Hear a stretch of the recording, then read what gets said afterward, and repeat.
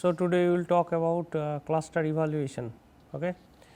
So, like in supervised learning classification techniques, we introduce something called accuracy and precision and recall and F1 measures. So, these measures are basically to verify the goodness of an clustering approach.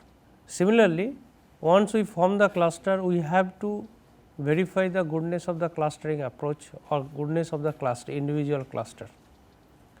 So, therefore, we should have some measures or we should have some evaluation metrics for evaluating the clustering approach or clusters.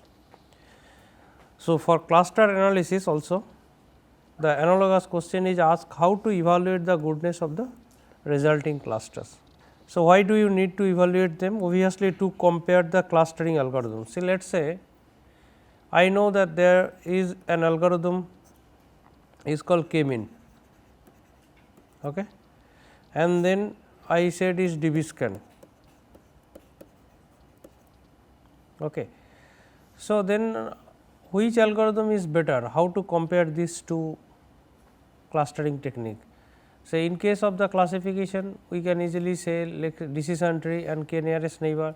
So, we can compute the accuracy or precision and recall, and then we can say for this data set this algorithm is giving better than this one. Here what we do it, the same data set we will apply two algorithm, two techniques, and we will say that which technique is giving better result than others. So, therefore, to compare the clustering algorithm, to compare two set of clusters, it is not on the only the clustering algorithm. So, say suppose we got a three clusters, and then we want to compare the which cluster is better than the others, okay, in some sense. So, these are the objective of the cluster evaluation. After all, say suppose you propose new algorithm or you propose new algorithm for clustering or classification, obviously, you have to say what is the error rate or precision, recall and so on. Similarly, here you algorithm new algorithm you propose new algorithm for the clustering approach, then you have to compare the results with other clustering approach. So, you can say our algorithm is better than the k-mean clustering on this data set. So, this is the objective of the cluster evaluation. So, there are three techniques for evaluating the cluster. So, unlike in classifications, we have very limited number of metric. So, that is precision, recall, F1 measures and then accuracy, and obviously, accuracy or error. But here we have the problem is different. So, in classification problem, we have the test data set, and in the test data set we know the class level, but this is a unsupervised learning. So, we do not use the training data set and means we do not have the class level here. Obviously, we should know the test data set, otherwise you cannot verify the results. We should have the ground truth, then only we can verify. Now, this ground truth, how we will use this ground truth for verification of the clustering result, we will see slowly. So, first is external measures. So, this is used to measure the extent to which the clusters level match externally supplied class level. So, here is something we need to understand very clearly. Let us say you have a data set and you have a training data set. So, you have the training data set. So, for you have the data set, let us say x I and its class level say let us say L 1. You have the data set x 2 and its class level is L 2. You have the data set x 3 and its class level is L 1 and so on, because this is a training data set I am saying. Now, which algorithm I will apply, that I will determine later. First, we have a data set. Okay. I said ki in unsupervised learning, we should not use the class level for the unsupervised learning, means for clustering we should not use the class level. So, in other way around, in unsupervised means it does not use the class level, it does not have the class level of the data. Now, what we can do it?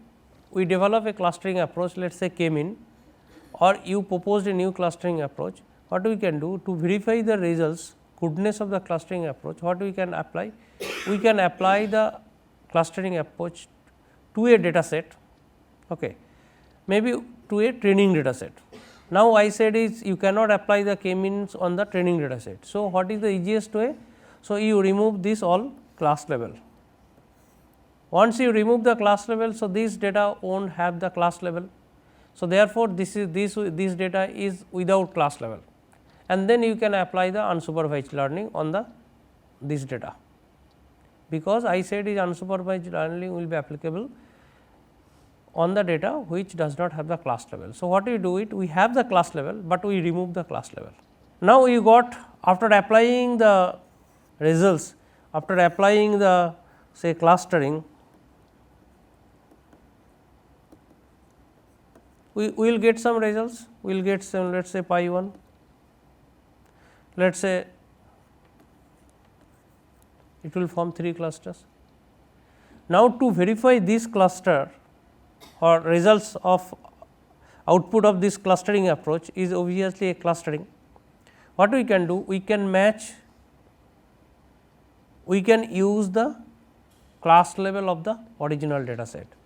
So, please note that while doing the clustering, we did not use the class level information while doing the clustering, but after doing the clustering, to verify how much good our result is, we can use the class level. So, that means, this is something called external index. Okay. Did you get this information? So, externally supplied, or some guy, some domain expert say he knows very genuinely, he knows that these of the objects belongs to cluster 1, these of the object belong to cluster 2 and these of the object belong to cluster 3.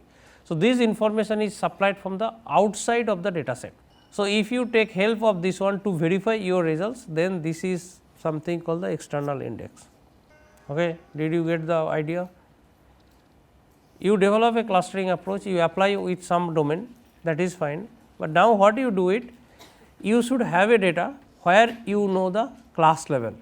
You remove the class level and you apply the data on the without class level data, and then you verify the results, you verify the clustering results with the help of the class level you have just removed. This is something called external index. Next is internal index. As I said is data should not have a class level. So, then you have to use only this information, no class level. So, whatever the data you have, those information you use, this is something called internal index. You are not going to use some other information. One example is in k-mean we are saying minimum SSE value. So, we form the clusters and then you compute the SSE value. So, we are not taking the any kind of information from the outside source. So, this is something called the internal index. And then relative index. What is relative index? Relative index is a kind of thing is compared to clustering approach. So, I got results and then someone else also so I got results and I claim that our result is better than k-mean. Then you compare the results with the results of the k-mean only, irrespective of any internal or external index, external information. So, do not compute SSE and so on. So, I said I claim my clustering result is better than DBscan. What I do? I use some index, obviously either internal or external index, to verify the goodness of our clustering approach over other clustering approach. So, this is something called the relative index. So, my algorithm is maybe worse than other algorithm, let us say k-mean, but it is better than the DBscan. So, in that case this is something called relative index, but this is also combination of either internal or external index. So, in summary, external index is like externally supplied information will be used for verifying the clustering results. Internal index is like we will not use any outside information, whatever the data is giving. So, that data the information we will use, and the relative index is a combination of these two to verify the results of the two clustering approaches. So, this is another technique. So, measuring the cluster validity via correlation. Okay.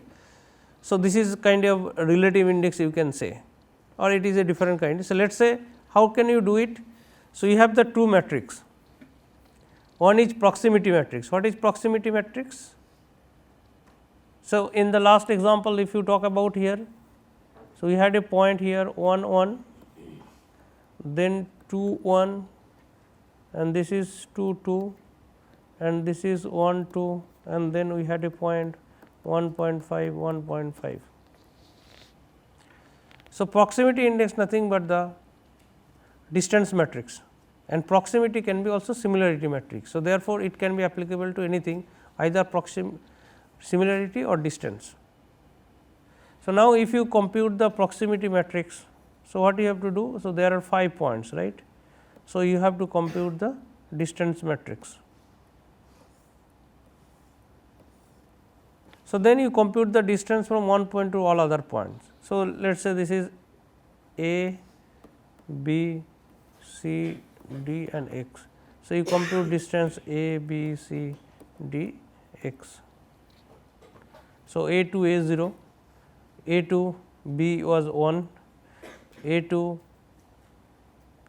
so this is x, A to x was 1, this is all or 1, right, if you take L1 distance. So, this all point will be 1 1 1, this is 1. So, similarly, this all will be 1. Okay. So, this is something called the proximity matrix.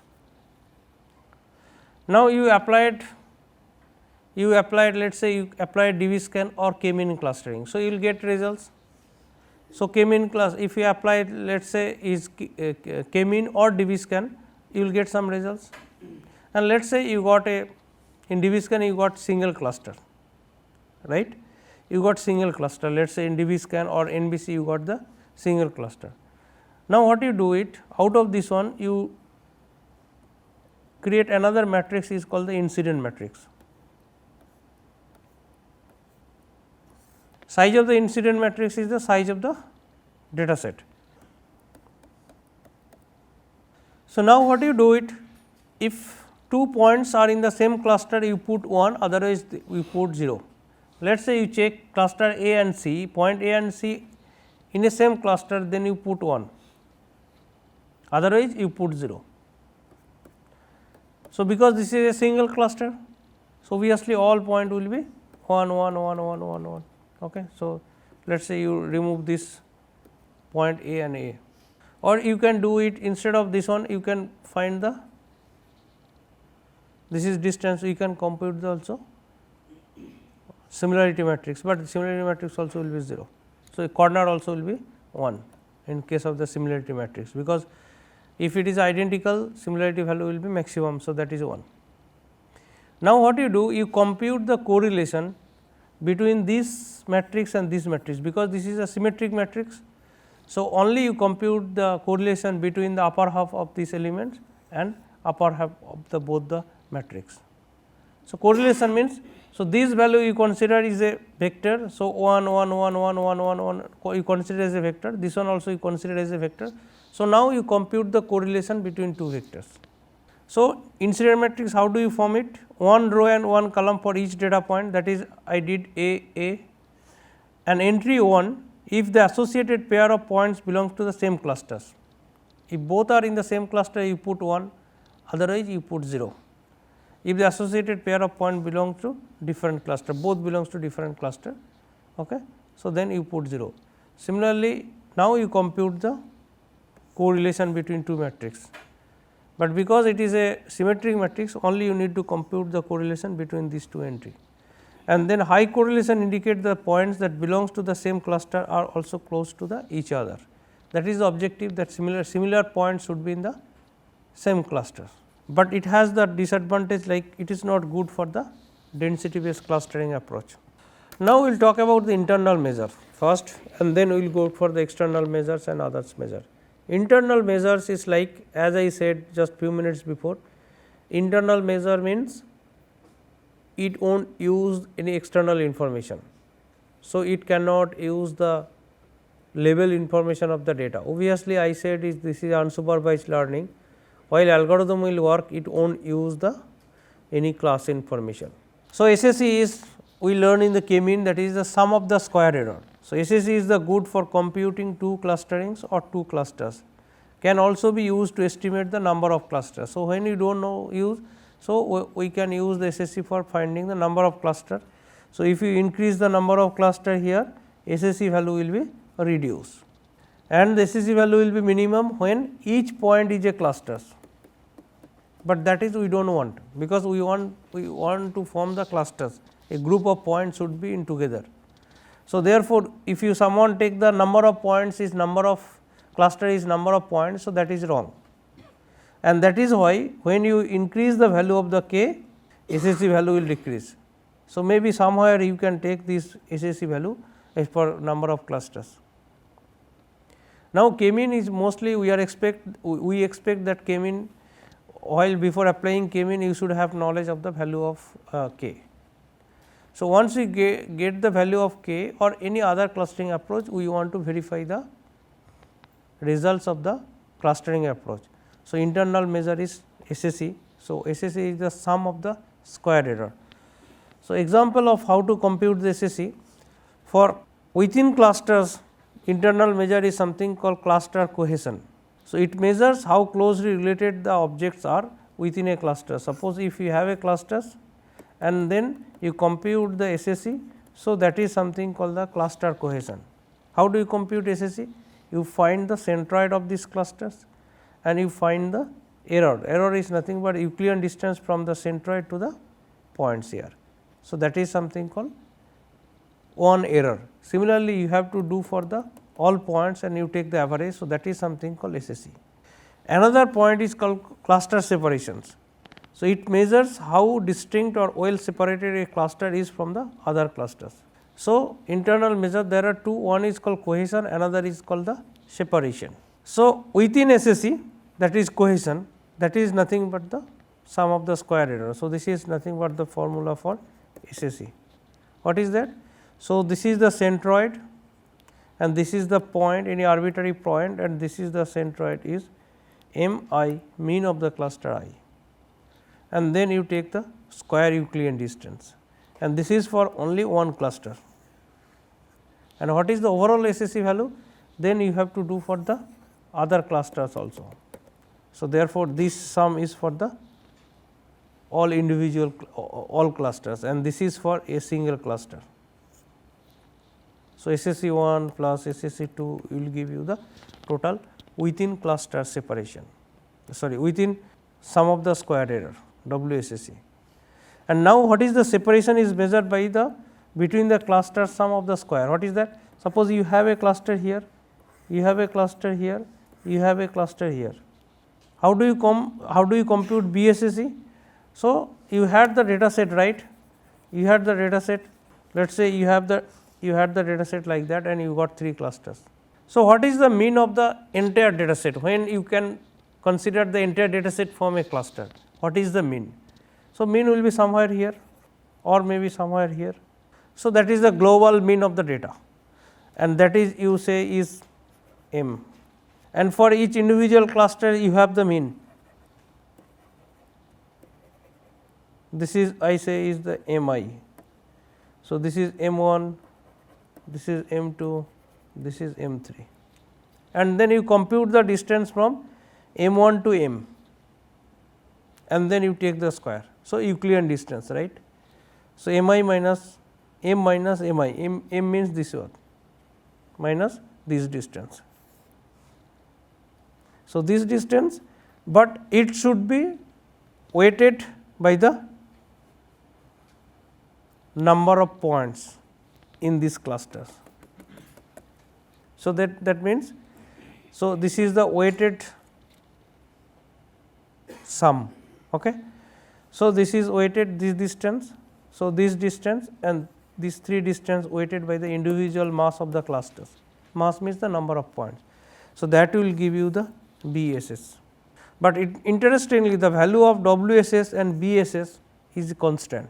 So, that is here we go. So, example is that is BSS plus WSS value will be remain constant. Okay. Let us say we have a point, and for the simplicity we are considering the one dimensional point. So, we have a point here, we have a point here, and we have a point 4 and we have another point 5. So, now what will be the global mean? So, you add 1 plus 2 3, 3 plus 4 7, 7 plus 5 okay, 12, 12 divided by 4 points. So, this is 3, 3 is the global mean of the entire data set. Now, you consider there are two data sets, there are two clusters. So, this will form a cluster and this will form another cluster. So, then what is the mean of these two clusters? So, mean of this cluster will be here and mean of this cluster will be here. Now, when you consider the k is cluster 1, so that means entire data set will form a single cluster. Then what will be the value of WSS and what will be the value of the BSS? So, first you consider the point here. So, all will form a single cluster. Then what will be the mean of the cluster? Mean will be this one, and then you compute the SSE. You compute SSE. How do you compute SSE? So, distance from 1 to 3, distance from 2 to 3, distance from 4 to 3, distance from 5 to 4. So, that is the within SSE. So, 1 minus 3 square plus 2 minus 3 square plus 4 minus 3 square plus 5 minus 3 square. So, that will give you 10. Now, what is BSS? BSS is what? Cluster separation. What is cluster separation? So, as I said is what is the global mean? Global mean is 3 and these clusters mean is also 3. So, therefore, 3 minus 3 and number of points in this cluster is 4. So, that will give 0. So, therefore, total value of BSS and WSS will be 10. Is it clear? Now, you form two clusters. Two clusters mean this will form one cluster and this will form another cluster. Now, you compute the BSS and WSS. How do you compute BSS, WSS? So, this is a single cluster. So, now you compute distance from here to here. So, this distance will be 1.5 minus 1 plus 2 minus 1.5. This is for this cluster. Now, you compute for this cluster. This cluster is what is this value? 4.5.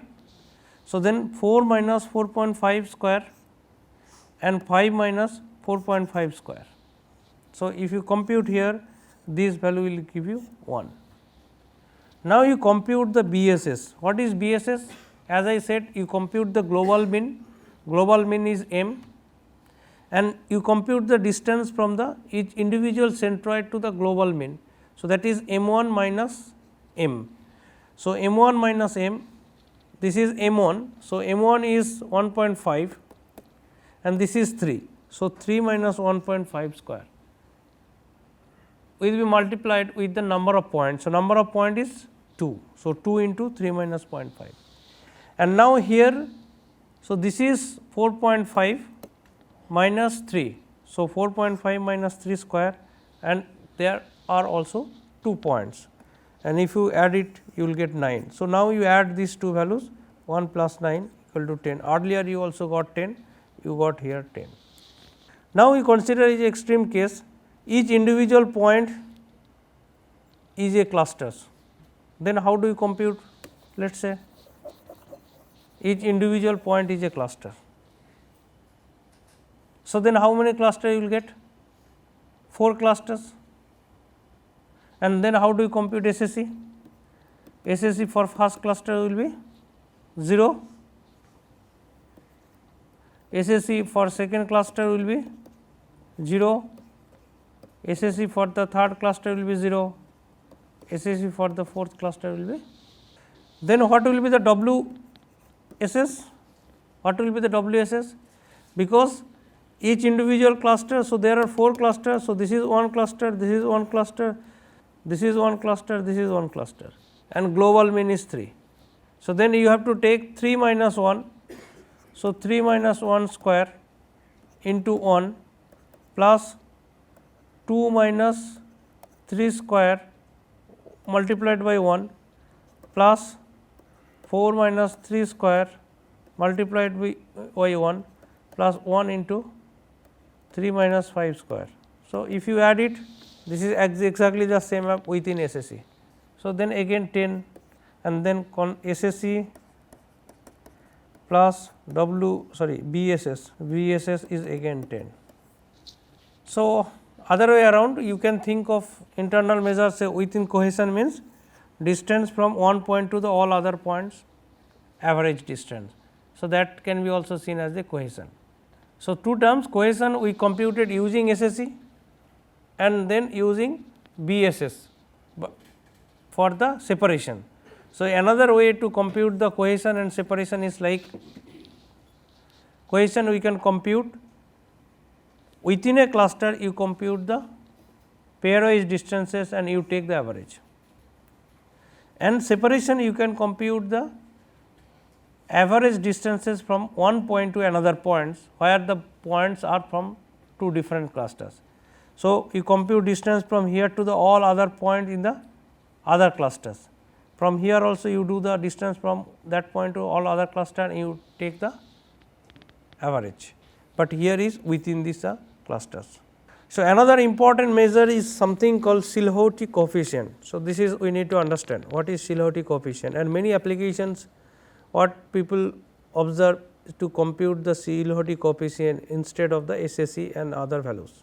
SSE is good for the data set where you have a very spherical shape type of clusters. And then what is SOC? So, Silhouette coefficient combine ideas of both cohesion and separation. So, what for individual point as well as the clusters and the clustering, that means you can compute the cohesion for the one individual points and for a clusters and otherwise for the entire clustering. So, to understand what is Silhouette coefficient, we need to understand two terms, one is called A, another is called the B. So, what is A? A is the average distance of I to the points in its clusters, and what is B? B is the minimum of the average distance of I to the points in another clusters, and the Silhouette coefficient is nothing but A is equal to 1 minus A by B. So, what is A? A you compute the distance from this point to the all other points and you take the average. So, Silhouette coefficient point x, what I do it, I will compute the distance from x to the all other points in the clusters and you take the average. So, that is something called A. And what is B? B is you compute the distance from the point to the all points in other clusters and you take the average. Similarly, you compute the distances from the point to the other cluster and you take the average. Similarly, if there are other cluster also you take the distances and then you take the average, and then you identify the clusters or distance which is close to the point A. That means, wherever the distance is minimum. So, you take the average of this, you take the average of this, you take the average of this, which one is the minimum. So, that is something called B. Other way around, it is trying to find the cluster which is close to the point A, a point x, for which point you want to find. So, that is something called the B. Suppose you have a cluster here, you have a cluster here, you have a cluster here, you have a cluster here. Now, you want to find the Silhouette coefficient. So, let us say this point I want to find Silhouette coefficient. So, this point to I will compute distance and I will take the what is the average distance from that point to the all other point within a clusters. So, that is A. And then what is the B? B is actually you have to locate the point which is close to the point A. How do we locate? So, they compute instead of in case of single link we compute the only distance single distance one distance from the all other points, and whichever the point is closest we are taking that is the closest point. But here instead of that what they are doing, you compute the distance from the point concerned point to the all other points in the cluster. So, you take the average. Similarly, from here you take the average, similarly from here you take the average and you take the mean of this all average. So, that is something called B. And then what is the Silhouette coefficient is 1 minus A by B. What we expect? That value of A is lesser than the B, because value of A is distance within the cluster and B is distance from the point to the other points in the cluster. So, the obviously value of B will be more, that is we expect in ideal case. So, that is the value of A is greater than equal to B is not the usual case. Typically, this value is between 0 to 1, close to 1 the better. That means, if this ratio is close to 0 is good. Why? Is A is very small, that means distance cohesiveness is more within a cluster and separation is more. That is we want. When we say the definition of the clustering, we said is the point within a cluster will have more similarity value with compared to the points taken from the two different clusters. So, that means, if the point A value is less, means that point is very close to all other points, A value is less, and B is more, that means actually the closest cluster is also highly separated from the points from the cluster where the point belong. So, therefore, we expect the value of S will be close to 1. Now, question is this is for a single point. So, how do you compute for the entire clusters? So, you compute the CLOT coefficient for the each individual points in a cluster, you take the average. Now, what about the clustering? What will be the CLOT coefficient for entire clustering? We got the CLOT coefficient for individual cluster. So, you add it and you take the average. So, that will give you the CLOT coefficient of a clustering.